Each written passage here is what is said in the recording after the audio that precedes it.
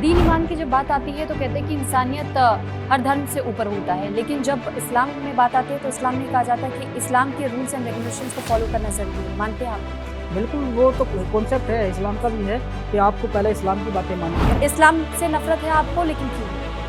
नहीं, मुझे इस्लाम से नफरत नहीं है, मैं सिर्फ सवाल उठाता हूँ अपने जो नफरत पैदा कर रहे हैं मेरे दिमाग में। ये मुसलमानों से नफरत है या उनसे भी लगाव है? नहीं, मुसलमानों से मुझे प्यार है, मेरे अपने हैं, कोई ऐसी बात नहीं। मैं चाहता हूँ वो इस्लाम को पढ़ें, लेकिन अंदर तक गहराई तक पढ़ें ताकि वो कहता जाए। तो मौलाना मौलवियों के खिलाफ आपकी सोच क्या है? तो उनके खिलाफ तो मेरा यही है, मैं ये कहता हूँ कि भाई उन्होंने ही हमको सिखाया है और अल्लाह का पता भी उन्होंने बताया, नबी सल्लल्लाहु अलैहि वसल्लम के बारे में उन्होंने बताया, इस्लाम का सारा ज्ञान उन्होंने हमें दिया है। मदरसों को लेकर क्या कहना चाहेंगे, कैसी तालीम दी जाती है? नहीं, मदरसों में मैं चाहता हूँ कि जो असल दीन है, असल इस्लाम है, जो कुरान की शिक्षा है, चाहे वो अच्छी हो चाहे बुरी हो, मेरे नज़र में जरिए से है, सिर्फ वही सिखाया जाए। लेकिन उनको कुछ और सिखाया जाता है, जैसे कि आप गैर मुस्लिमों से कैसा रवैया रख सकते हैं, या उनसे अगर तुम ऐसी स्थिति में फंस जाओ तो आप झूठ बोलकर निकल सकते हो, ऐसी ऐसी शिक्षाएं उनको दी जाती हैं। आपके लिए इंसानियत बड़ी है या मुसलमानों के लिए जो शरीयत में कानून है या फिर जो कुरान में चीज़ें बताई गई है वो बड़ी है? नहीं, मेरे लिए इंसानियत है सबसे पहले। मैं इस चीज़ को नहीं मानता कि भाई कोई धर्म या मजहब इस चीज़ को हुक्म देता है। मैं मानता ही नहीं, मैं सीधी सी बात है, कोई गरीबा इंसान है या कोई भी है उसकी हेल्प करे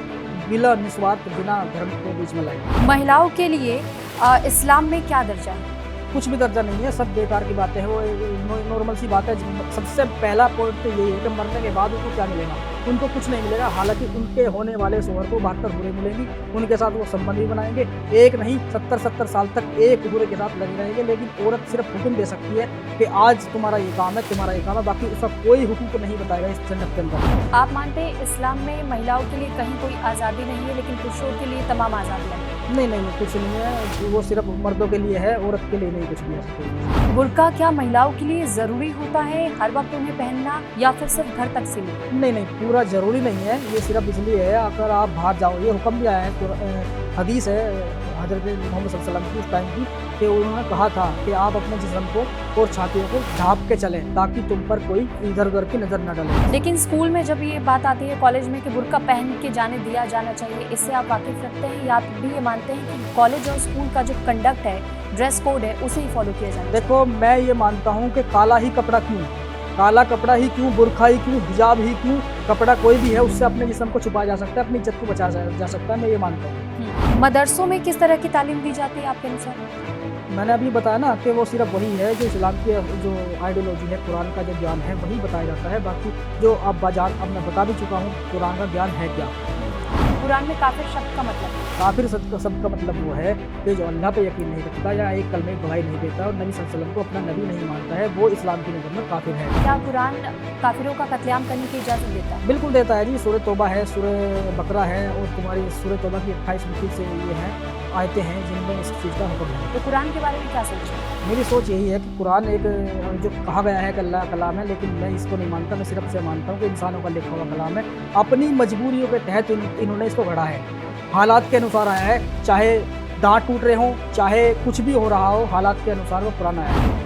नबी के प्रति आपकी सोच? नबी के प्रति वही सोच है कि जो हमें मिलता है लिखा हुआ उनके बारे में, कि वो गुलाम औरतें बनाते थे, उनके साथ संबंध बनाते थे, उनको जब दिल भर जाता था तो उनको नजत के बाजार में बेच भी देते थे और बेचने से जो पैसा आता था उससे वो हथियार खरीदते थे। नमस्कार, आपके साथ मैं हूँ सुरभि तिवारी और न्यूज़ इंडिया के डिजिटल प्लेटफॉर्म पर आज आप एक ऐसा धाकड़ इंटरव्यू देखने जा रहे हैं, एक ऐसा पॉडकास्ट देखने जा रहे हैं जिसमें आज आपको इस्लाम से जुड़ी हुई कई बातों के बारे में बहुत अधिक जानकारी देने के लिए एक बेहद खास मेहमान हमारे साथ जुड़े हुए हैं, जिनका नाम शायद मुझे आपको बताने तक की ज़रूरत नहीं, लेकिन मैं आपकी जानकारी के लिए बता दूं कि बेहद खास मेहमान हम इसलिए भी कह रहे हैं क्योंकि ये एहसान जी हैं जो आज हमारे साथ जुड़े हुए हैं, हमसे बातचीत करेंगे खुलकर।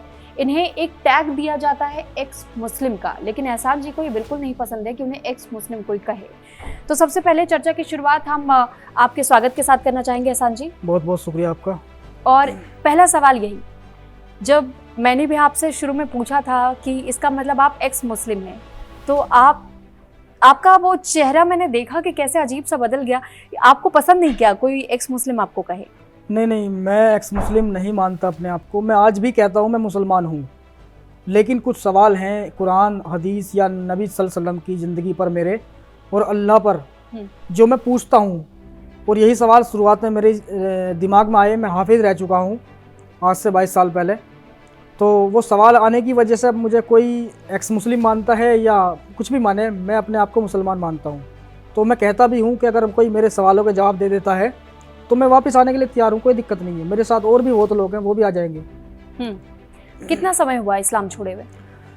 छोड़े हुए नहीं, ये पहली बात तो हमने पकड़ा ही नहीं है इसको।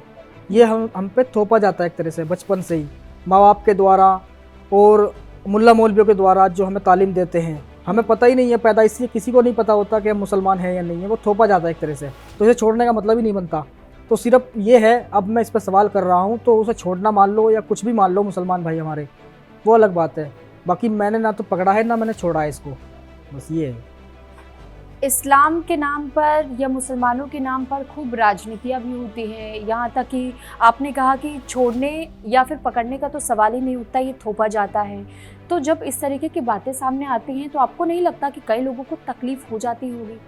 तकलीफ होती है, क्योंकि उनका मानना है, वो ईमान है एक तरह से। इस्लाम का एक कॉन्सेप्ट है कि इस्लाम में आप अकल का दखल नहीं है उसके अंदर। बस जो अल्लाह का कलाम यानी कि उसको माना जाता है कि वो अल्लाह की किताब है, उसको मानने की वजह से उनका दिमाग में ये बातें रख दी कि अगर तुमने ज़रा सा भी इस पर शक कर दिया तो अल्लाह की नज़र में आप गुनहगार हो जाओगे।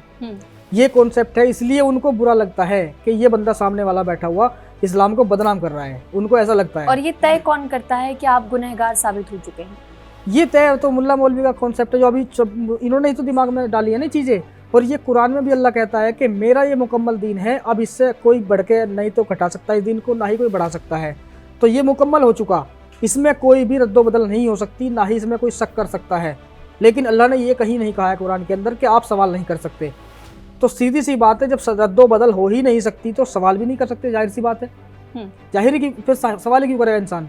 आप एक तरह से कुरान को लेकर के सवाल उठा रहे हैं, कुरान पर ही सवाल पूछ भी रहे हैं और ये कह रहे हैं कि अगर आपको इन सवालों का जवाब मिल जाता है तो आप दोबारा इस्लाम को कबूल कर लेंगे। बिल्कुल बिल्कुल। लेकिन कुरान से तकलीफ क्या है?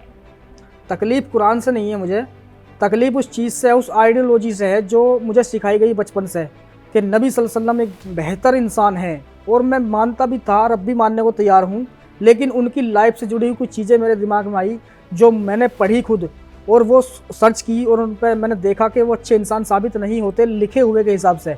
मेरे कहने से कुछ नहीं होता, क्योंकि मैंने उनसे कभी मिला नहीं, ना मैंने देखा है उनको। तो मैं तो जो हम पढ़ते हैं उसी के आधार पर हम अपनी ज़िंदगी गुजारते हैं इस्लाम के हिसाब से। तो उस लिखे हुए के हिसाब से वो अच्छे साबित नहीं हो रहे। तो मौलाना या मौलवी तो ये कहते हैं कि ये तो अल्लाह की देन है कुरान। तो आप उस कुरान पाक को आप जब हम कुरान की बात करते हैं, क्योंकि उसमें कई ऐसे इबादत का ज़रिया भी बताया गया है कि इबादत आप कैसे कर सकते हैं, कई ऐसे आयतें हैं जिन आयतों में लिखा जाता है कि अल्लाह ही सब कुछ है, आप इसमें विश्वास रखते नहीं रखते हैं? और अल्लाह की देन है कुरान या नहीं, आप क्या कहते हैं? बिल्कुल, मैं इस पर बताऊँगा। अल्लाह की देन है या नहीं है वो बात का मसला है। बात ये है कि अल्लाह खुद कहता है कि हमने इस दुनिया को बनाने से और अपने नबी को दुनिया यानी किसी भी इंसान को बनाने से हज़ारों साल पहले हमने कुरान को लिख दिया था लोहे महफूज पे। यानी अल्लाह के यहाँ पे एक ऐसी जगह है जिस पे अल्लाह ने अपने इस कलाम को लिख दिया। और लिख दिया, उसने सब कुछ लिख दिया कि अब इस दुनिया के अंदर जितना भी कुछ होने वाला है सब इसमें लिखा हुआ है।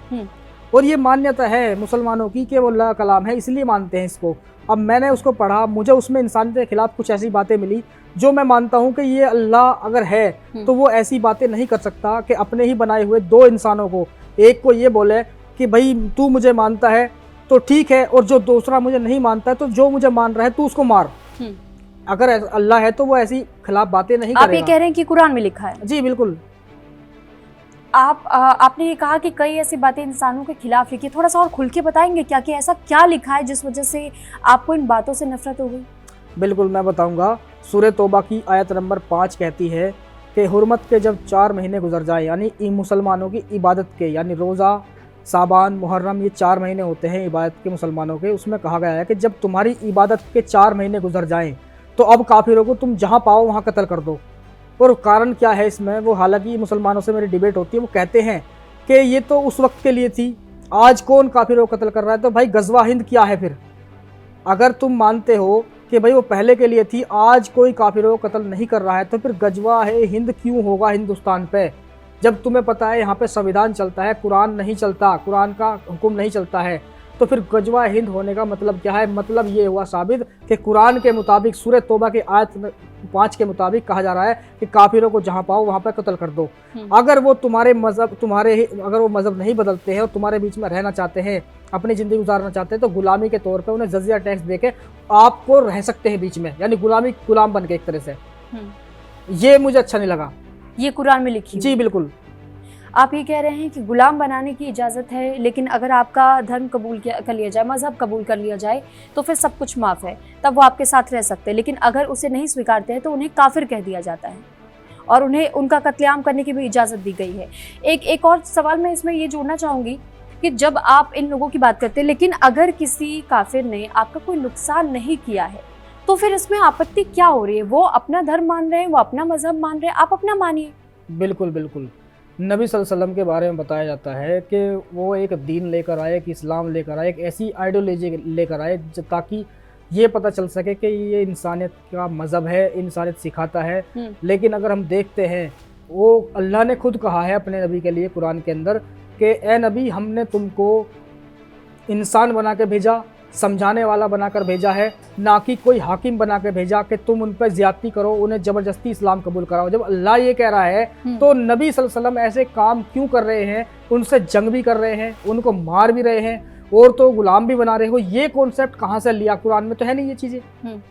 तो फिर ये आई कहाँ से? अब ये मिलेगी कहाँ आपको? आपको मिलेगी नबी सल्लल्लाहु अलैहि वसल्लम की जो हदीसें हैं, जो उनका चरित्र है, वो हदीसें कहा जाता है, तो उसमें मिलेगा। अल्लाह कहता है कुरान की सूरह बकरा की आयत नंबर 222 में कि ए नबी, कह दो उन लोगों से जो आपसे पूछते हैं कि जब हैज़ के महीने आ जाए, औरतों को महीने के पीरियड्स वगैरह आ जाते हैं, तो कह दो कि उनसे दूर रहें। अल्लाह, अच्छी बात लगी कि अल्लाह ने कहा कि दूर रहो, क्योंकि वो उस हालत में है कि उनसे नहीं मिल सकते, आप संबंध नहीं बना सकते। लेकिन अब हम हदीस में देखेंगे नबी सल्लल्लाहु अलैहि वसल्लम की कि सही बुखारी की हदीस नंबर 299, 300, 301, उसमें लिखा हुआ है कि नबी सल्लल्लाहु अलैहि वसल्लम खुद अपनी बीवियों से संबंध भी बना रहे हैं, उनके साथ लेट भी रहे हैं, खा भी रहे हैं। और ऐसी हालत में अगर बीवी ये कह रही है कि मुझको हैज़ आ चुके हैं, मैं अब नहीं कर सकती ये काम, तो उनको दोबारा हाथ पकड़ के खींच रहे एक चादर में कि कुछ नहीं होता, लेट दो तुम। तो अब मैं उस नबी को क्या मानूं? कुरान को अच्छा मानूं, नबी अल्लाह का हुक्म, या नबी की ज़िंदगी अच्छी मानूं? जबकि कॉन्सेप्ट ये है कि अल्लाह कहता है कि जिसने मेरे नबी की नहीं मानी तो वो मेरा नहीं, और नबी कहता है जिसने अल्लाह को नहीं माना वो मेरा नहीं। यानी कि अब दोनों के ही हम नहीं रहे, तो फिर हमारा मुसलमान रहने का फ़ायदा क्या? ऐसी बातें हमें मिलती हैं कुरान और हदीस के अंदर। तो कोई ऐसा वाक़या भी तो होगा या किसी ऐसी बात का जिक्र भी तो आता होगा जब आप ये समझ पाए कि नहीं, इस्लाम का मज़हब जो है, या हम क्योंकि देखिए इस्लाम को तो एक धर्म के तौर पर ही देखते हैं, तो ऐसे में इस्लाम में कुछ या कुरान में ऐसी कोई लिखी हुई बात जो आपको बहुत ज़्यादा पसंद आई हो? नहीं, मैं पसंद की और नापसंद की बात नहीं कर रहा, मैं सीधे सीधा कह रहा हूँ। बात ये, मैंने पहले ही कहा, कॉन्सेप्ट ये है ईमान का कि इसमें कोई रद्दो बदल नहीं हो सकता। तो सबसे पहले तो ये बात है कि अगर जरा सी एक बात पर भी हमारा अगर ईमान ख़राब होता है, शक लेके उठते हैं हम, तो सारा इस्लाम ही हमारी नज़र से ख़त्म हो जाता है। हम मुसलमान नहीं रहते। अच्छा। इस्लाम पे सवाल करने की वजह से हम मुसलमान, यानी आज़ादी नहीं है सवाल करने? बिल्कुल नहीं है जी, आज़ादी नहीं है इस चीज़ की। आप ये कह रहे हैं आज़ादी नहीं है, लेकिन जब अगर कोई कुरान पढ़ा है या कोई छोटा बच्चा भी है, वो नमाज अदा करने बैठा है, अगर उसके जहन में कोई सवाल आएगा तो आप उस बच्चे को तो सिखाते हैं, तो ये सिखाना भी क्या गलत हो जाएगा? बिल्कुल, मैं तो पूछता भी हूँ अपने आलिमों से, कहता हूँ कि भाई मैंने आपसे पढ़ा है, ये किताबी ज्ञान है। अगर ये मानने कहूँ, अगर पूरी दुनिया में जितना भी ज्ञान है वो सब किताबी ज्ञान है, चाहे वो धर्मशास्त्र हो या कुरान हो या कोई भी चीज़ हो। किसी भगवान या अल्लाह ने आके ये नहीं कहा कि भाई मैंने हवाओं पे लिख दिया है, मैं भगवान हूँ, मुझे मान लो, ये मेरा संदेश है। सब किताबी ज्ञान है, इंसानों का ही सिखाया हुआ है और मुल्ला मौलवियों ने हमें सिखाया है। और मेरे मन में अगर सवाल शक आ रहे हैं तो मैं पूछता हूँ, भाई इनका जवाब दो। तो सिखाने वाले आप हो तो मैं पूछूंगा किससे? और फिर तुम ये कहते हो हमें नहीं पता, हम नहीं पढ़ते हैं, ऐसे लफड़ों में हमारा ईमान ख़राब हो जाएगा। तो भाई मैं अपना ईमान किससे सुधारूं, किससे बचाऊं अपना ईमान? मुझे जवाब कौन देगा? तो मैं क्या करूं फिर इस चीज़ में? तो आप जवाब तलाशना चाहते हैं? मैं तलाश रहा हूं। मैं इसीलिए मैंने अपनी ये सवाल रखे थे मस्जिदों में जाके, मौलवियों के पास। उन्होंने मुझे निकाल दिया कि तू जाहिल हो चुका है, तू काफिर हो चुका है। भाई काफिर कैसे हो गया मैं? जब तुम पढ़ लिख के काफिर नहीं हुए और मेरे मन में वही चीज़ें आ रही है, तो मैं काफिर कैसे हो सकता हूँ? मुझे जवाब दे दो, मैं नहीं बनना चाहता काफिर। जैसे सनातनियों में ये कहा जाता है या हिंदू धर्म में ये कहा जाता है कि अगर आपको अपने धर्म के बारे में बहुत रुचि है, आप जानना चाहते हो, आप सवाल पूछिए।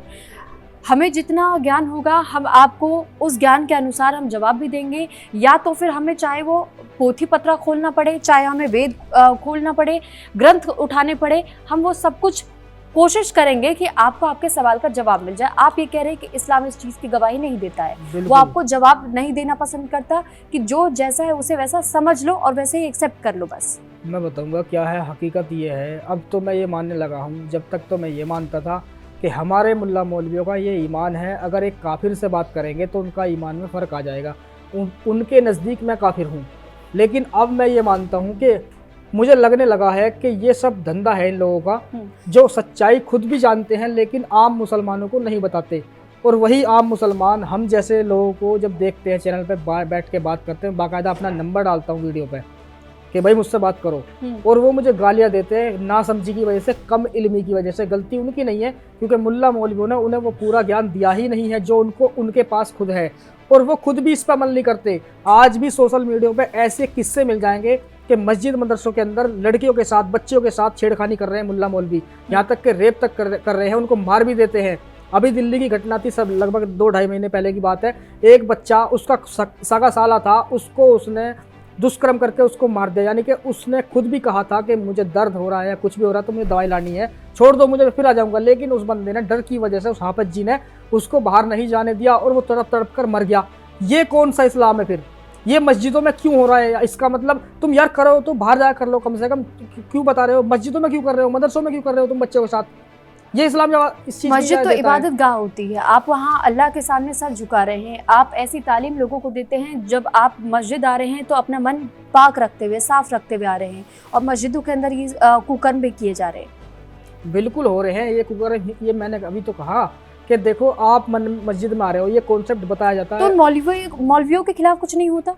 मौलवियों के खिलाफ हो सकता है, लेकिन हमारे जो आम मुसलमान हैं वो ये सोचते हैं कि अगर हमने अपने ही सिखाने वालों को या मुल्ला मौलवियों पे FIR कर दी या उनके साथ केस कर दिया तो हमारा दीन इस्लाम की बेइज्जती होगी एक तरह से, कि हमारे ही लोग ऐसे काम कर रहे हैं। वो समझते हैं कि इंसान गलत हो सकता है, इस्लाम गलत नहीं है, तो उनको वो उस पर केस नहीं करते। तो इस्लाम में ये कहाँ लिखा है कि आप किसी के साथ इस तरीके से कुकर्म कर सकते हैं, रेप कर सकते हैं, लेकिन फिर भी वैलिड है, आपके खिलाफ कोई एक्शन नहीं होगा, कोई कार्रवाई नहीं? नहीं, ये इसमें ऐसा नहीं लिखा कि भाई तुम पे केस नहीं होगा, लेकिन वो एक मानसिकता है मुसलमानों की कि हम ऐसा करेंगे अपने ही लोगों के साथ जो इस्लाम को मानने वाले हैं उनके साथ करेंगे तो हमारे इस्लाम की बेइज्जती होगी, हमारी खिल्ली उड़ेगी एक तरह से गलत लोगों में। जो गैर मुस्लिम लोग हैं वो क्या सोचेंगे हमारे बारे में कि हम इतनी संदेश देते हैं इस्लाम की, ऐसी ऐसी बातें करते हैं, फिर हमारी बेइज्जती हो जाएगी। इसलिए ये कुछ केस दब जाते हैं। कोई केस निकल के आता है जो पढ़ा लिखा मुसलमान होता है, जो इन चीज़ों पे ज़्यादा गौर नहीं करता, वो इनके साथ ऐसा कर देता है तो वो केस सामने आ जाते हैं। अब तो सोशल मीडिया का दौर है तो वो चीज़ें आ जाती है, कैमरे में कैमरे लगे हुए हैं, तो कैमरे इसीलिए नहीं लगवाते मस्जिदों में कि हमारी पोल खुल जाएगी। अच्छा, ठीक है। एक बहुत बड़ा आरोप आपने यहाँ मस्जिदों पर या मदरसों पर लगा दिया, तो मैं आपसे एक सवाल मदरसे से जुड़ा हुआ ही करना चाहूँगी। अक्सर मदरसों में दी जा रही तालीम को लेकर के सवाल खड़े कर दिए जाते हैं और ये कहा जाता है कि ऐसी कौन सी तालीम दी जा रही है कि आप आज के शिक्षा प्रणाली को फॉलो नहीं कर सकते। जो बेसिक शिक्षा मिलनी चाहिए एक बच्चे को, आप उससे दरकिनार करते हैं। आप ये कहते हैं कि नहीं, हमारे मदरसों में जो हम बच्चों को शिक्षा दे रहे हैं वो पूरी तरीके से उन्हें परिपक्व बनाने के लिए काफ़ी है, उन्हें मैच्योर करने के लिए काफ़ी है।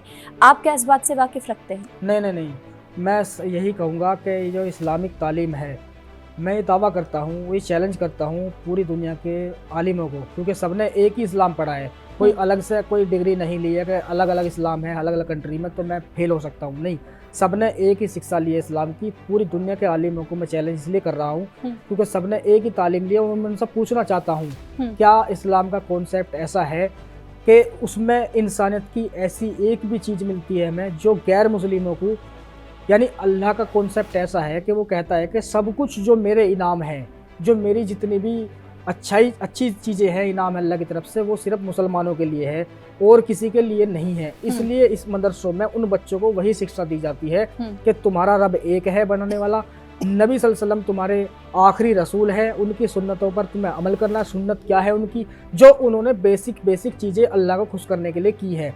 रोज़ा, नमाज, कलमा, हज, ज़कात, ये चीज़ें हैं। अल्लाह के नाम पे खर्च करना चाहे किसी भी हद तक हो, और काफिरों पे आप उस पैसे को खर्च नहीं कर सकते हैं। 2 किस्म के सदके हैं जो वो काफिरों पे खर्च नहीं कर सकते, बाकी अपनी खुशी से वो मदद के तौर पर कर सकते हैं। जैसे कि ईद के दिन जो फितरा दिया जाता है उसको वो काफिरों पे खर्च नहीं कर सकते हैं। और ज़कात का पैसा जो हर इंसान अपने पैसे का 2.5% निकाल सकता है मुसलमान, वो अल्लाह का हुक्म है, उस पैसे को वो काफिरों पे खर्च नहीं कर सकते। अपनी मर्जी से वो कहते हैं कि भाई कोई भूखा मर रहा है, चलो हम अपनी जेब से कुछ भी दे दें, वो अलग चीज़ है। लेकिन ये दो किस्म के पैसे वो काफिरों पे खर्च नहीं कर सकते। एक तरफ काफिरों को मारने की बातें कह रहे हैं और उसके बाद दूसरी तरफ मदद करने की भी बात कह रहे हैं, तो ये तो दो अलग अलग तरीके की बातें हो गई। मैंने कहा जो किस इस्लाम में है वही मैं बताऊंगा, लेकिन मेरा इस पर सवाल ये है कि जब अल्लाह कह रहा है तुम खर्च करो गरीबों पे, अल्लाह ने ये नहीं कहा वहाँ पे कि ये काफिर के लिए नहीं है या मुसलमानों के लिए नहीं है, लेकिन ये है इस्लाम में कि आपके जो ईद का जो पैसा आता है वो मुसलमान के लिए है और जो ज़कात का पैसा है वो भी मुसलमान के लिए है, उसे काफिर के ऊपर नहीं खर्च कर सकते आप। ठीक है, मैं गलत नहीं कह रहा इस चीज़ को। ये भी इस पर मेरा सवाल ये बनता है कि उस पैसे को क्यों नहीं कर सकते किसी गैर मजहब पे। अगर कहीं किसी को ज़रूरत पड़ती है तो बिल्कुल किया जा सकता है और यही आपका सवाल खैर लाजमी भी है और इसलिए आप शायद चैलेंज कर रहे हैं कि आपको इन सवालों के जवाब दिए जाने चाहिए। एक सवाल ये भी बनता है कि जब हम अभी हमने जैसे शिक्षा प्रणाली को लेकर के बात की, लेकिन आप अल्लाह में कितना विश्वास रखते हैं और अल्लाह में विश्वास अगर नहीं रखते, आपके हिसाब से नबी कौन है? क्योंकि प्रोफेट मोहम्मद का जिक्र आता है तो उनका भी नाम आता है। और इसके अलावा अब आप इस्लाम धर्म को जब त्याग चुके हैं, एक तरीके से पूरी तरह आप इसे स्वीकार नहीं कर रहे, लेकिन अब आपका सर किसके आगे झुकता है? मेरा सर जो है, पहली बात तो झुकता नहीं है अब कहीं भी। मेरा सर मुझे किसी के आगे सजदा नहीं करते। इस चीज़ पे यकीन है कि मेरे हाथ पैर सलामत है तो मैं करके खा भी सकता हूँ, सब कुछ मैं नहीं। सजदे की बात की हमने, अल्लाह की बात की आपने कि किस अल्लाह को मानते हैं नहीं मानते, तो सीधी सी बात है, अल्लाह हो या भगवान हो, गॉड कोई भी है, वो तो है इस दुनिया को बनाने वाला, इंसान को बनाने वाला। लेकिन मैं उस आइडियोलॉजी को, उस विचारधारा को नहीं मानना चाहता जो किताबी ज्ञान से हमें मिलती है कि एक को तो वो कह रहा है कि उसको जहन्नुम में डालूंगा, एक को कह रहा है मैं जन्नत दूंगा, इस वजह से कि उसने चाहे कितने भी गुनाह करे हों और उसने मरते टाइम या मरने से कुछ दिन पहले तौबा कर ली कि अल्लाह मुझे माफ़ कर दे, या अल्लाह मेरे से जो गुनाह हुए उनको माफ़ कर दे। अब उसकी सारी ज़िंदगी चाहे कितनी भी गुनाहों में गई हो, उसने तौबा कर ली, उसकी अल्लाह की तरफ से माफ़ी हो जाती है और वो जन्नत में जाएगा। अब एक जो अल्लाह को नहीं मान रहा और वो चाहे पूरी ज़िंदगी उसने अच्छे कर्म किए, इंसानों की खिदमत की, बहुत अच्छे काम किए, मतलब पानी की प्याव नहरें खुदवा दी, कुछ भी अच्छा काम किया, वो अल्लाह के नज़दीक वो जहन्नुम में जाएगा। अच्छा, आप ये कह रहे हैं कि कर्म के आधार पर नहीं, लेकिन धार्मिक तौर पर या मजहबी तौर पर उस व्यक्ति को तराजू में तोल दिया जाता है कि किस तरफ का पलड़ा ज़्यादा भारी है। अगर आप अल्लाह की इबादत कर रहे हैं तो आपको जन्नत मिलेगा, लेकिन अगर आप अल्लाह की इबादत नहीं कर रहे लेकिन आपके कर्म बहुत अच्छे हैं इंसानियत के तौर पर भी, तो भी आपको दोजख मिलेगी। दोजख और ये जन्नत, ये दो कॉन्सेप्ट क्या हैं? मुसलमानों के लिए दो कॉन्सेप्ट हैं। एक कॉन्सेप्ट ये है कि मोमिन वो इंसान कहा जाता है, पूरा मुकम्मल मुसलमान उसको मानते हैं जो अल्लाह की बताई हुई बातों पर पूरा अमल करता है। कलमा, रोज़ा, नमाज, हज, ज़कात, ये 5 पिलर हैं जो इनको निभाकर अल्लाह के तक जाएगा, उसको इस दुनिया से 10 गुनी बड़ी जन्नत मिलेगी। ठीक है जी। और दूसरा कॉन्सेप्ट ये है, अगर कोई मुसलमान है, उसने कलमा पढ़ा है और बचपन से वो मुसलमान है, लेकिन ना तो नमाज़ पढ़ रहा है ना रोज़े रख रहा है, खाली उसको पता है मैं मुसलमान हूँ और कभी कभी उसका मन करता है नमाज़ पढ़ लेता हूँ, उसके लिए क्या है, अल्लाह कहता है कि उसको सज़ा दी जाएगी, लेकिन सज़ा देने के बाद उसको जन्नत में डाला जाएगा। लेकिन काफिर का ये है मामला कि वो चाहे कितने भी अच्छे काम करे, उसने कलमा नहीं पढ़ा है, उसने गवाही नहीं दी है मेरे होने की, नबी को नहीं मानता है वो, तो इसलिए चाहे उसके कितने भी कर्म अच्छे हों, उसका बदला दुनिया में मिल जाएगा उसको, चाहे कैसा भी मिले। लेकिन अल्लाह के यहाँ उसके लिए कुछ नहीं है, सीधा जहन्नुम है। और सूरे कुरान में भी लिखा हुआ है कि 3 तरह की चीज़ें हैं जो जहन्नुम को भड़काने का काम करेगी, काफिर, इंसान और पत्थर। वो कैसे? भाई जहन्नुम में जो 3 चीज़ें जलने के लिए बताई जाए, चूल्हे में लकड़ी लगाते हैं, वो आग को भड़काने का काम करें, काफिर, इंसान और पत्थर। काफिर वो है जो अल्लाह को नहीं मानते, उनके बारे में कुछ कहा ही नहीं है कि वो इस वजह से जहन्नुम में जाएंगे, सीधा कहते हैं काफिर, यानी जो मुझे नहीं मानता वो सीधे जहन्नुम में। और इंसान वो जो मुसलमान, जो गवाही तो देते हैं अल्लाह के होने की, लेकिन तो ये ऐसा कौन सा ईश्वर है कि ज़बरदस्ती खुद को किसी से मनवा रहे हैं? क्योंकि आप जब ये कह रहे हैं कि एक रोशनी, एक आवाज़ की अगर आप पूजा कर रहे हैं, आप अगर उनकी इबादत कर रहे हैं, तो फिर ये कैसे मुमकिन है कि कोई जबरन आपको ये कहे कि आप मुझे मानो, अगर नहीं मानोगे तो फिर आपको दो की आग झेलनी पड़ेगी। बिल्कुल। देखो ये अभी जो बातें बताई जब अब तक मैंने, ये इस्लाम की बातें थी जो इस्लाम में है। लेकिन मैं अब ये बताना चाहूँगा, ये जितना भी ज्ञान है ये किताबी ज्ञान है, मुल्ला मौलवियों को दिया हुआ है। तो मेरा मानना ये है कि अल्लाह ही मुल्ला है और मुल्ला ही अल्लाह है, क्योंकि मुल्ला ने हमें सिखाया और अल्लाह को हमने देखा नहीं है। ठीक है जी। तो यही बात है जो मुल्ला ने हमें बता दिया, बचपन से समझा दिया, उसी पे हम अमल करते हुए आ रहे हैं। सिर्फ अनदेखा ज्ञान है, अंधे की सोच है, उस पर अमल करते हुए आ रहे हैं। और नबी सल्लल्लाहु अलैहि वसल्लम के बारे में मैंने ये जाना कि उनको आज़ादी थी शादी करने की। अब क्या है, एक कॉन्सेप्ट मिलता है हज़रत आयशा का, वो सुना होगा आपने, हालांकि आपने नहीं पूछा, मैं बता रहा हूँ। हज़रत आयशा के बारे में ये बताते हैं कि उन्होंने 6 साल की उम्र में उनसे शादी की जी। हाँ, तो ये कॉन्सेप्ट जरूर है कि भाई उनको अगर हैज़ आने लग जाए या पीरियड आने शुरू हो जाए तो वो एक तरह से बालिग मानी जाती है, भले ही चाहे उसकी उम्र 6 साल है या 9 साल है। अब सबूत ये मिलता है 6 साल की उम्र में उन्होंने शादी की उनसे, और 6 साल की उम्र में शादी करने के बाद 9 साल की उम्र में उनके साथ संबंध बनाए। अब मेरा सवाल ये बनता है कि उन हज़रत आयशा को बच्चे क्यों नहीं हुए? अगर आलिम कोई ये साबित कर दे भाई क्यों नहीं हुए, क्योंकि कोई है ही नहीं, कहीं लिखा हुआ ही नहीं है क्यों नहीं हुए, मैं बता रहा हूँ क्यों ना हुए, मैं बताता हूँ क्यों नहीं हुए। जब उनसे शादी हुई नबी सल्लल्लाहु अलैहि वसल्लम बाप बनने की स्थिति में थे, क्योंकि वो जवान थे, वो 53 साल के थे। हज़रत आयशा 6 साल की थी, 9 साल की उम्र में संबंध बनाए, तब भी वो माँ नहीं बन सकती थी। लेकिन जब नबी सल्लल्लाहु अलैहि वसल्लम इस दुनिया से गए तब वो माँ बनने की हालत में थी, तो तब मोहम्मद साहब नहीं रहे और कह दिया कि अब तुम पूरी दुनिया के मुसलमानों की माँ हो, तुम किसी से शादी नहीं कर सकती और पूरी दुनिया के इंसान तुमसे शादी नहीं कर सकते क्योंकि तुम उनकी माँ हो। तो वो भी शादी नहीं कर सकते और इंसान मुसलमान भी उनसे शादी नहीं कर सकते क्योंकि वो माँ है। इसलिए ना तो उसके बच्चे कभी हुए, ना ही मोहम्मद साहब करने लायक रहे, और फिर वो ऐसे ही चले गए। 70 साल तक वो हज़रत आयशा जिंदा रही। तो ये जुल्म था एक औरत पे, एक मतलब बहुत बड़ा जुल्म था। और जितनी भी शादियाँ उन्होंने की हैं, औरतों पे आपने जुल्म की बात की, तो इसमें मैं ये आपसे जानना चाहूँगी कि औरतों को लेकर के कहा गया कि 3 तलाक का हक उन्हें नहीं दिया गया, उसके बाद से इस पर रिफॉर्म एक्ट आया, उसके बाद हमने देखा कि महिलाएं बहुत खुश नज़र आई 3 तलाक को लेकर भी। और इसके अलावा हम देखते हैं कि 4 शादियों का जिक्र आता है इस्लाम में, लेकिन वो सिर्फ पुरुषों के लिए, औरतों के लिए नहीं। आपने कहा कि माँ का दर्जा दिया गया था, लेकिन इसमें भी एक सवाल ये है कि जैसे हम हिंदू, हमारे घर में जब कोई शादी होती है और भाभी का दर्जा दिया तो भाभी को भी माँ समान देखते हैं, लेकिन यहाँ एक हलाला का जिक्र भी आता है और रिश्तों को भी, मतलब हम ये देखते हैं कि बहनों से भी शादियाँ हो जाती है या कोई ऐसे रिश्तेदारी में अगर एक ही पेट से ना हो तो फिर मैं आपसे ये जानना चाहूँगी कि ये इसके बारे में भी कहीं कोई कुरान में जिक्र मिलता है क्या? बिल्कुल है।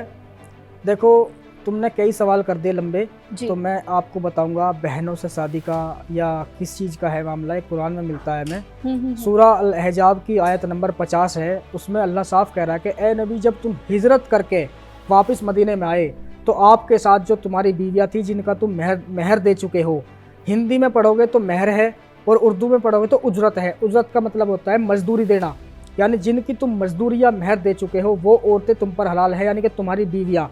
और वो औरतें जो तुम्हारे रिश्ते की थी, चाचा की लड़की, खाला की लड़की, मामा की लड़की, फूफी की लड़की, ये सब तुम पर हलाल हैं। वहाँ पे निकाह का जिक्र नहीं है, तो बिना निकाह के ये तुम पर हलाल है ए नबी। और वो गुलाम औरतें जो तुम्हें माले गनीमत में मिली वो तुम पर हलाल है, निकाह का कोई जिक्र है और बिना निकाह के आप उनसे संबंध भी बना सकते हो। और वो ईमान वाली औरतें जो पक्की सच्ची मुसलमान औरतें हैं, अगर उनका दिल करे कि मुझे आज नबी सल्लल्लाहु अलैहि वसल्लम के साथ रहना है तो नबी उनके साथ बिना निकाह के रह सकते हैं, ज़िंदगी गुजार सकते हैं और उनका शोहर उन्हें कुछ नहीं कह सकता।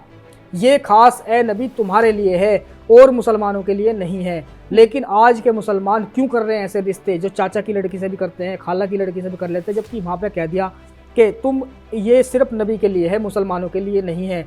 और रही बात, फिर आ जाओ आप सूरह अल-अहज़ाब की आयत नंबर 52 में, उसमें अल्लाह ने कह दिया कि ए नबी अब तुम ज़्यादा शादियाँ नहीं कर सकते, आगे अब तुम शादी नहीं कर सकते हो सिवाय तुम्हारी ममलूका गुलाम बांदियों के, जो तुम्हारी गुलाम औरतें हैं। अब साबित ये हुआ कि गुलाम औरतों का अगर उसमें जिक्र आया तो इसका मतलब ये हुआ शादी नहीं कर सकते, लेकिन गुलाम औरतों के साथ आपका अगर दिल करे संबंध बना सकते हो उनके साथ। साबित यही हो रहा है। अब इसका मैं उलट आपको बता देता हूँ, मुल्ला मौलवी छिड़ जाएंगे मेरी बात सुन के, कि अल्लाह के रसूल ने खुद अपने ऊपर ये चीज़ें हलाल की, क्योंकि उनके अंदर खुद कॉन्सेप्ट है, इस हदीसों में है जिक्र कि अल्लाह के रसूल के पास 30 मर्दों की सेक्स करने की शक्ति थी और वो एक ही रात में उन सारी बीवियों के साथ मिलते भी थे और एक ही गुस्ल से अपनी नमाज पढ़ते थे।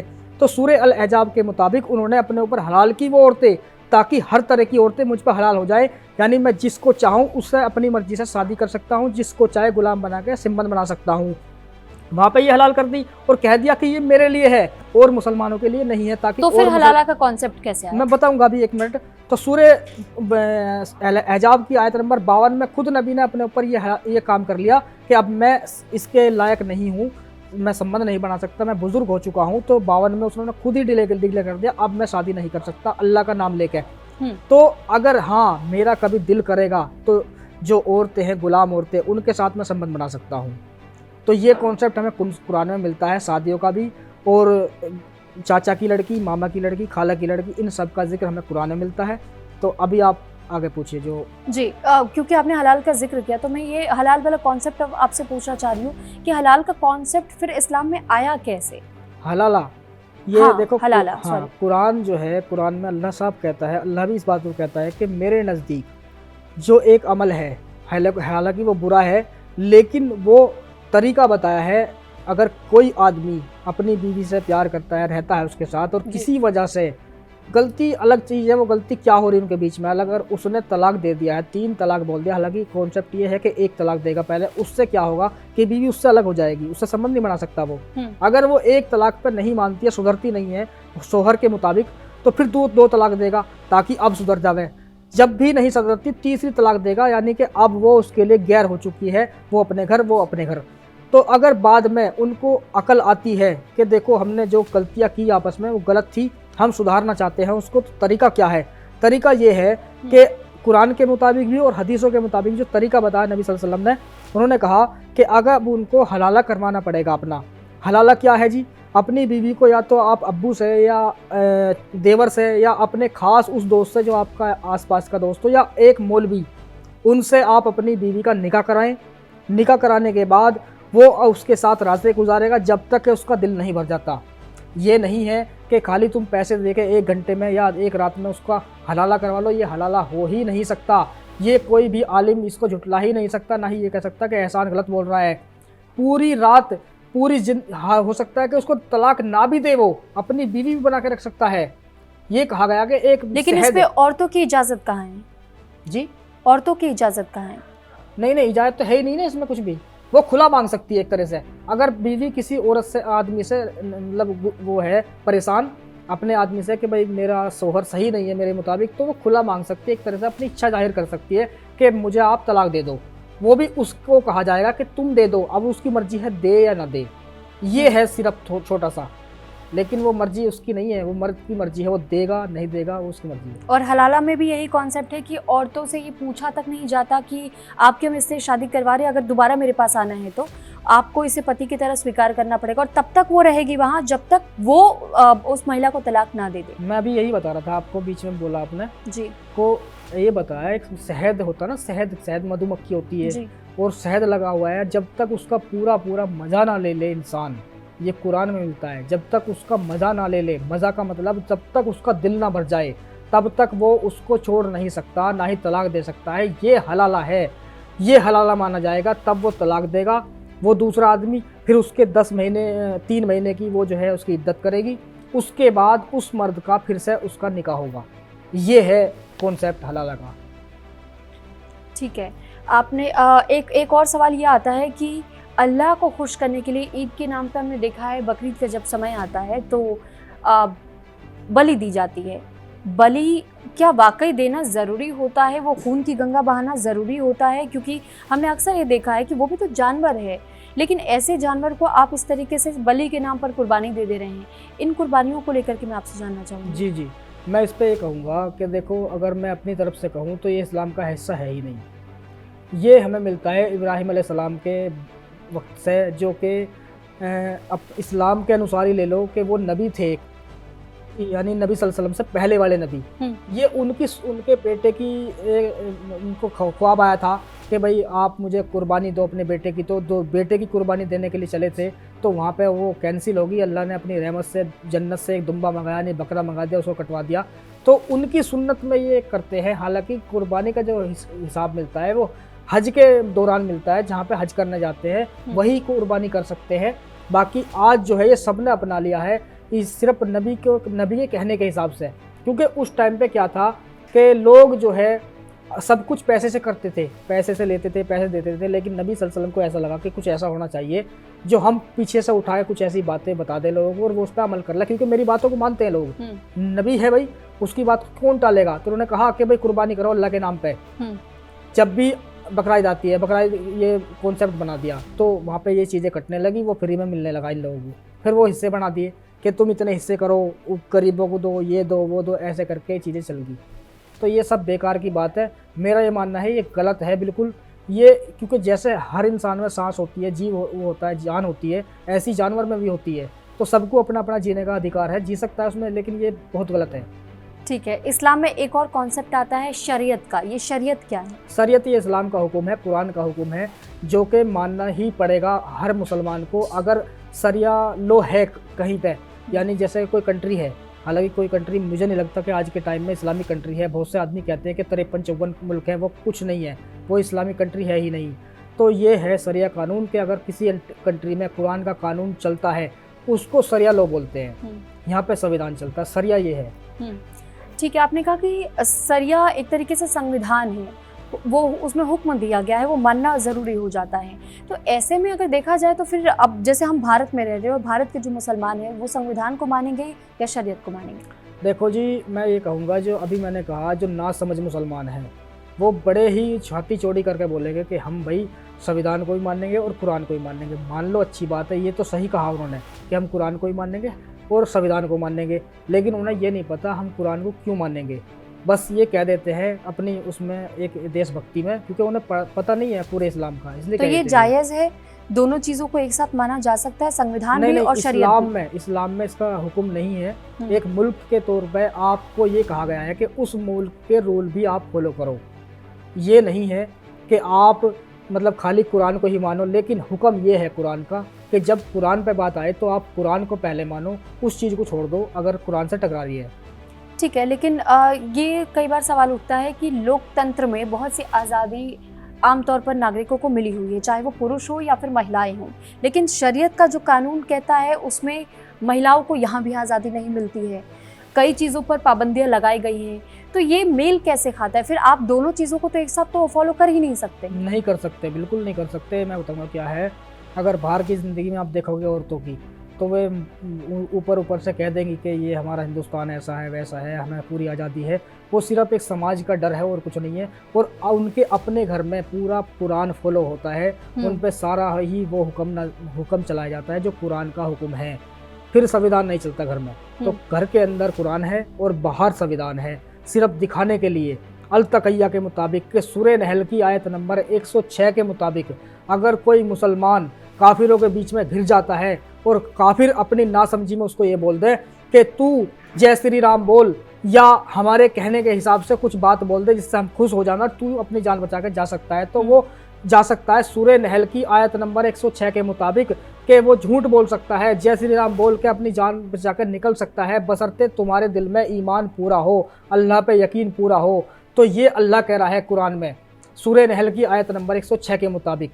और इसका पूरा किस्सा भी मैं बता सकता हूँ, लेकिन यहाँ नहीं कर सकते वो बात। ठीक है, एक और बात कही जाती है अक्सर इस्लाम में कि हमने अक्सर देखा है जब हम ग्राउंड पे भी जाते हैं या पूछा जाता है कि आप भारत माता की जय क्यों नहीं बोल सकते, आप जन गण मन क्यों नहीं गा सकते हैं, तो उस पर भी लोग अलग अलग तरीके की बयानबाजियाँ करते हैं। इस पर मैं आपसे आपका स्टैंड जानना चाहूँगी। देखो जी, मैं तो कह रहा हूँ जी, मैं बोल दूंगा जय श्री राम भी बोल दूंगा, मैं तो भारत माता की जय भी बोलूँगा। हालांकि मैं वो सोच रखता ही नहीं, लेकिन इस्लाम में इस पर पाबंदी क्यों? पाबंदी है, वो खुद कॉन्सेप्ट है इस हिसाब का। मैंने अभी आपको बताया कि दिखावटी वो सब कुछ काम कर सकते हैं अल-तक़िया के रूप में, लेकिन जो पढ़े लिखे मुसलमान मुल्ला मौलवी है वो सामने नहीं आते। सिर्फ वो सोशल मीडिया पे एक इक्का दुक्का बैठ के वो तारीफ करेंगे इस्लाम के हिसाब से, और देश की उसमें इस्लाम की भी तारीफ कर देंगे और देश की भी तारीफ कर देंगे, और फिर तीसरी बात में वो दोनों की बुराई भी कर देंगे। ये ऐसे है मुल्ला मौलवी। तो इसमें ना तो ये तारीफ कर रहे हैं, लोगों को उलझाने और ब्रेन वॉश करने का बस काम कर रहे हैं, उलझाने वाला काम करते हैं और अपनी जान बचा कर निकल जाते हैं, फिर थोप देते हैं जनता पे, जनता भड़क जाती है। जैसे कि अभी चला था आला मोहम्मद के क्या आप ये मानते हैं कि अगर कोई शरीयत को नहीं मान रहा और या फिर कुरान को नहीं मान रहा लेकिन वो नमाज अदा कर रहा है 5 वक्त की, इस्लाम को मान रहा है, तो क्या वो सच्चा मुसलमान कहलाएगा? और जो कन्वर्टेड मुस्लिम्स होते हैं उनको भी क्या वो उन्हें सच्चे मुसलमान का दर्जा मिलता है या नहीं मिलता? नहीं मिलता जी। सऊदी अरब के जो मुसलमान हैं वो असली मुसलमान हैं। वो कहते हैं कि हिंदुस्तान या पाकिस्तान के जो मुसलमान हैं वो कुत्ते सूअर के बराबर है, हम उन्हें मुसलमान मानते ही नहीं हैं। जब वो नहीं मानते तो ये क्यों पागल हुए बने फिर रहे हैं। इनका मानना ये है कुरान खाली उनके लिए नहीं आया, हमारे लिए भी आया है, तो वो माने ना माने, हमें कुछ भी माने, हम तो कुरान के मुताबिक मुसलमान हैं और मुसलमान बन के रहेंगे और इस दुनिया से चले जाएंगे अपने अल्लाह को खुश करते हुए। ठीक है। गैर मुसलमान और मुसलमानों में इस वक्त ये दृष्टिकोण को लेकर के बहुत ज़्यादा टकराव हम देखते हैं, खासतौर पर जो मदरसों में जो शिक्षा दी जाती है या धार्मिक तौर पर भी जो बातें कही जाती हैं उसमें टकराव की। आप किसी को काफिर कह दीजिए, आप उनके धर्म को नहीं मान सकते, लेकिन जब जिहाद का मामला आता है तो जिहाद के तौर पर लव जिहाद भी होता है, लैंड जिहाद भी होता है। आप फिर जिन्हें कल तक आप काफिर कह रहे थे उस धर्म में आप अपने आप को ढाल लेते हैं कि हम हिंदू हैं, हम अपना नाम हिंदू बता देते हैं किसी के सामने और उसके बाद से उनके साथ धोखा कर देते हैं। तो इसकी इजाज़त कैसे देता है? इजाज़त को ये सूरह तहरीम में है। ये सूरह तहरीम कहती है कि आप जो है किन किन औरतों से शादी कर सकते हो और किन किन से नहीं कर सकते। सूरह तहरीम के मुताबिक, कुरान के मुताबिक ये है कि आप जो है ईसाई यहूदी औरतों से शादी कर सकते हो, लेकिन जो उनसे बच्चे पैदा होंगे वो इस्लामिक कानून पर चलेंगे। शादी कर सकते हो, काफिर औरतों से नहीं कर सकते, जो जैसे कि हिंदू की औरतें हैं उनको आप गुलाम बना सकते हो। ये कॉन्सेप्ट मिलता है हमें कुरान से। और अभी आपने पूछा था, फिर से पूछ सकते हो, मैं निकल गई दिमाग से बात। जी, मैंने आपसे यही पूछा था कि लेकिन ये लव जिहाद और लैंड जिहाद का कॉन्सेप्ट बार बार आता है, उठता है, तो इसकी इजाज़त इस्लाम कैसे दे सकता है? जब आप ये कहते हैं कि दूसरा कोई व्यक्ति दूसरे धर्म में अगर विश्वास रखता है तो वो काफिर है, तो फिर ऐसे में उसी काफिर के धर्म को आप कैसे अपना लेते हैं और उसके बाद आप उसे उचित भी ठहरा देते हैं कि उनकी लड़की को आप ले आए, उसका धर्म परिवर्तन करवा दिया और ये सब कुछ इस्लाम में जायज़ है? कैसे हो जाता है? जायज़ है, वही मैंने बताया ना अभी आपको। सूरह नहल की आयत नंबर 106 के मुताबिक कि अगर उन्हें लग रहा है कि हम अपने दिन को फैलाना है तो हम हर संभव कोशिश करेंगे। उनको नहीं पता कि हम इस्लाम के लिए कर रहे हैं, लेकिन उनको लगता है कि हम अच्छा काम कर रहे हैं। उनको वो एक तरह से फंसाएंगे, उनके साथ वो हरकत करेंगे जो गलत है, इंसानियत के खिलाफ है। और बहुत सी चीज़ें ऐसी छुप जाती हैं लेकिन पता नहीं चलता उन चीज़ों को, और ये करते हैं। इसको जिहाद का इनाम दिया जाता है। और असल जो इस्लाम है उसको जो फॉलो कर रहे हैं ना, वो है आतंकवादी टाइप के लोग, जिनको कहा जाता है आतंकवादी। असल जो इस्लाम को फॉलो कर रहे हैं वो आतंकवादी हैं जो कर रहे हैं। आपने आतंकवादी शब्द का इस्तेमाल किया। कई लोगों के जहन में ये सवाल आता है और ये कहते हैं कि अक्सर हमने देखा है कि जब आतंकवादियों की बात आती है तो अधिकतर ऐसे आतंकवादी क्यों होते हैं जो इस्लाम से जुड़े हुए होते हैं, मुसलमान होते हैं। तो ये सुन के तकलीफ तो होती होगी आपको भी, लेकिन जब ये चीज़ें आप देखते हैं तो क्या वाकई लगता है कि इस्लाम पूरी तरीके से आतंकवाद से ही जुड़ता चला जा रहा है? बिल्कुल आतंकवाद ही है ये। अगर आतंकवाद ना होता तो नबी सल्लल्लाहु अलैहि वसल्लम इतनी जंग क्यों लड़ते, जबकि अल्लाह मना कर रहा है इस चीज़ को कि तुम खाली पैगाम देने वाले हो, लड़ने वाले हो ही नहीं। तो फिर इतने सारे काम हुए क्यों? अभी पहलगाम में घटना हुई है, उसके आधार पर अगर मैं बताऊं आपको, सभी जानते हैं ये जो हुआ है बहुत बुरा हुआ है। और जहाँ भी होता है ऐसा सभी जगह बुरा होता है। तो वहाँ पर नाम पूछा गया, नाम क्यों पूछा जा रहा भाई? खतना चेक की जा रही है उनकी, कलमा पढ़ा कर उनसे जाना जा रहा है कि तुम कलमा पढ़ना जानते हो या नहीं जानते, उसको भी पहचान की जा रही है। तो वो इस्लाम का ही से जो मैच हो रही है ना उन चीज़ें, तो इसलिए उनको मारा जा रहा है। और बाकायदा उनके सिर में गोली मारी गई है ताकि वो बचे ही ना। सीधा सा ये बात है कि गर्दन, कुरान में भी कहा गया है, अल्लाह कहता है कि आप उनकी गर्दनों पे वार करो काफिरों की, ताकि उनकी सांस निकल जाए, वो बचे ही ना, कोई गुंजाइश ही ना बचे। तो इसलिए माथे में गोली मारी ताकि वो बचे ही ना। लेकिन ये आतंकवादी, जैसे आपने पहलगाम की घटना का जिक्र किया, पहलगाम में भी हमने देखा कि अल्लाहू अकबर बोलते हुए और उसके बाद इस तरीके से गोली चलाई गई थी, उनका धर्म पूछा गया, आपने कहा कि खतना तक चेक किया गया था। तो ये सब इन चीज़ों की इजाज़त है कुरान में, आप ये कह रहे हैं? बिल्कुल, वो गलत नहीं है। मैंने अभी क्या कहा, अगर वो अल्लाह अकबर कह रहे हैं और अल्लाह का नाम लेके इस काम कर रहे हैं, खतना चेक कर रहे हैं, कलमा पढ़वा रहे हैं और सारे काम कर रहे हैं, तो ये इस्लाम ही तो है। और है क्या? और तभी उन्हें नर्क में जगह नहीं, तभी उन्हें ये कहा जाता है कि बहत्तर हूरें मिलेंगी अगर आप ये काम कर देते हैं। उन्हीं को ही मिलेगी और किसी को मिलने की भी नहीं है, या मुल्ला मौलवियों को मिलेगी। जो इस चीज़ को इनको बढ़ावा दे रहे हैं। यही अलतकैया है कि यहाँ के मुल्ला मौलवी ये कहते हैं कि आतंकवाद का कोई मजहब नहीं होता और हम उन्हें समर्थन नहीं करते। ये अलतकैया है। जब आतंकवादी मर जाता है तो फिर उसकी जनाजे की नमाज क्यों होती है, उसको दफनाया क्यों जाता है, उसको कफन दफन क्यों दिया जाता है, जब उसको कोई मर जाता है तो उसके घर वाले रोते क्यों हैं, उसको कब्रिस्तान में दफन करते हैं, तो फिर वहाँ पे कहाँ चली जाती है तुम्हारी इंसानियत? तुम क्यों नहीं कहते कि ये तो आतंकवादी था, इसने इंसानियत को शर्मसार किया, इसको फेंक दो कहीं ऐसे ही? फिर क्यों नहीं करते इस काम को? सिर्फ एक कहने के तौर पे, एक माहौल बनाने के खाली हम बचे रहे हैं, तो वो इसलिए नहीं कहते कि भाई ये गलत है या वह है, सीधा सीधा कहते हैं भाई आतंकवादी का कोई मजहब नहीं होता, सिर्फ ये झूठ है।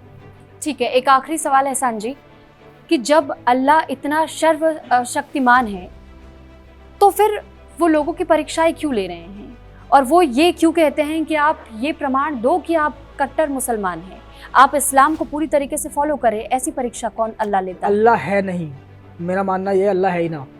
क्यों नहीं है? मैंने अभी पहले भी बताया आपको कि अल्लाह ऐसी बातें नहीं करेगा, जो सही होगा इंसानियत की बातें नहीं करेगा, वो अल्लाह है ही नहीं। मैं ये कहता हूँ मुल्ला है, मुल्ला ये करता है, मुल्ला ये सारी चीज़ें करता है, मुल्ला ही इन चीज़ों को बता रहा है ताकि उनके जेबें भरती रहे, उनके पेट फूलते रहे, उनका काम चलता रहे। ये अल्लाह और मुल्ला एक ही है जी, मैं ये कहता हूँ। चलिए ठीक है, आपने बहुत अंत में आते आते लेकिन बहुत बड़ा आरोप मौलाना मौलवियों पर लगा दिया नहीं है। ये मैं सिद्ध कर दूंगा, इसमें ये हो रहा है आज के टाइम में। आप ये कह रहे दावा कर रहे हैं कि वो सिर्फ जेबें भरने का काम कर रहे हैं? बिल्कुल वो है, ऐसा ही है, बिल्कुल जेबें ही भरी जा रही हैं। अगर वो जेबें नहीं भरते तो मैं बैठ के यहाँ सवाल पूछ रहा हूँ, भाई आ जाओ मेरे सवालों के जवाब दे दो, मेरे सामने बैठ जाओ इसी कुर्सी पे आके, ना लड़ाई ना झगड़ा, सीधा सा दो बात तुम्हारी होगी, दो सवाल मेरे होंगे, जवाब दे दो, बात खत्म होगी। ठीक है एहसान जी, बहुत धन्यवाद आपका, अपना कीमती समय निकाल कर यहाँ आने के लिए, हमारे सवालों को जवाब देने के लिए। बहुत शुक्रिया जी।